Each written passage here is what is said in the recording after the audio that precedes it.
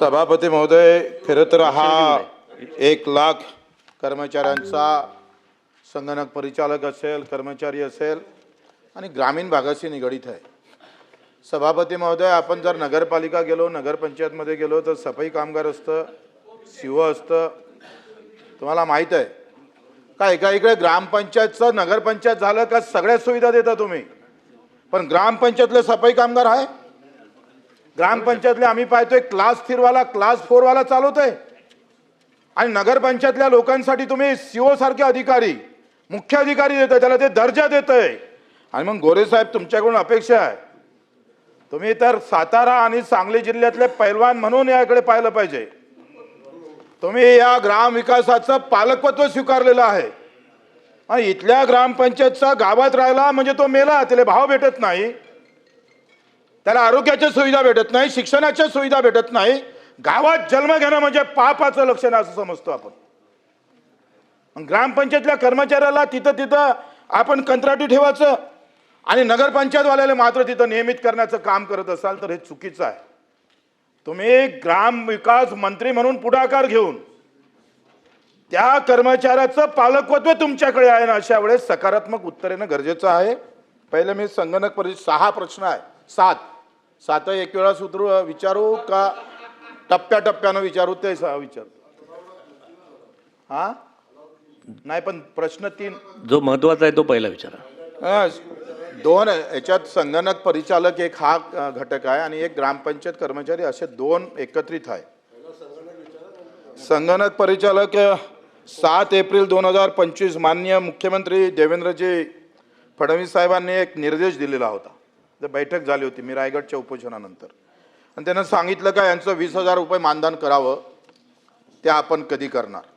आपण जर पाहिलं, माझ्यावर इथे उत्तर आहे, हो. आणि आपण जर पाहिलं तर महाराष्ट्र राज्य फक्त 10,000 देतं, केरळ 18,000 देतं, 22,000पर्यंत जाते, तेलंगणा 15,000 देतं, गुजरात 15,000 देतं. इतर सगळ्या राज्यामध्ये या संगणक परिचालकांना मानधन हे जास्त आहे. जिल्हा परिषद पंचायत समितीचे संगणक परिचालक आहेत, त्यांना सुद्धा मानधन जास्त आहे, त्यांना सुविधा जास्त आहे. आणि म्हणून 7 एप्रिल 2025 रोजी जो निर्णय मुख्यमंत्र्यांनी जे निर्देश दिले त्याची अंमलबजावणी आपण मंत्री म्हणून करणार का, याचं उत्तर दिलं पाहिजे. दुसरं, सभापती महोदय, गंमत कशी आहे याच्यामध्ये? सभापती महोदय, आपण जर विचार केला तर यामध्ये एकंदरीत 321 कोटी वर्षाचा खर्च केला जातो. 321 कोटी, 237 कोटी हे संगणक परिचालकाच्या मानधनावर खर्च होतं आणि 82-84 कोटी हे कंपनी, खाजगी कंपनीच्या घशात घालतोय आपण. कायच्यासाठी घालतोय? तर सही पुरवावं लागतं, कागद पुरवावं लागतं. कागद आणि सही पुरवासाठी म्हणजे या राज्यात तर देशात मला समजतच नाही. परीक्षा घ्यायला खाजगी कंपनी, कंत्राटी कामगार नियुक्ती करायच्या नंतर खाजगी कंपनी, सगळ्या खाजगी कंपनीचा सरकार सरकारी, मंत्री सरकारी आणि कर्मचारी खाजगी कंपनी. वा, आणि आता मंत्री खाजगी कराय. सभापती महोदय, 84 कोटी रुपये का देतोय आपण?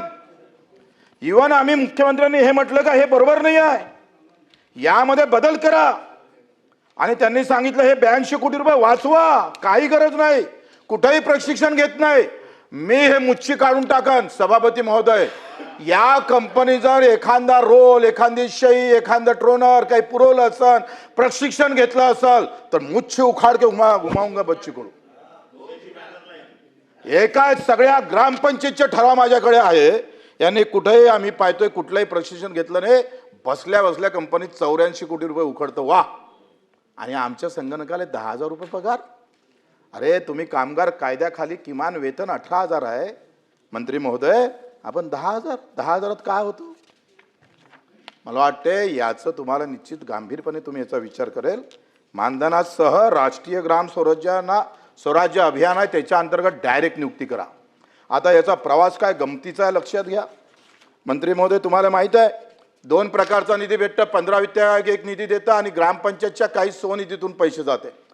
ग्रामपंचायत पाठवते जिल्हा परिषद, जिल्हा परिषद पाठवते RGSला, आणि मग RGS काय करतं, पुन्हा जिल्हा परिषदले, पुन्हा पंचायत समितीले, पुन्हा ग्रामपंचायतले, मग कर्मचारी आले. वा, हा जो प्रवास आहे त्याची गरज काय?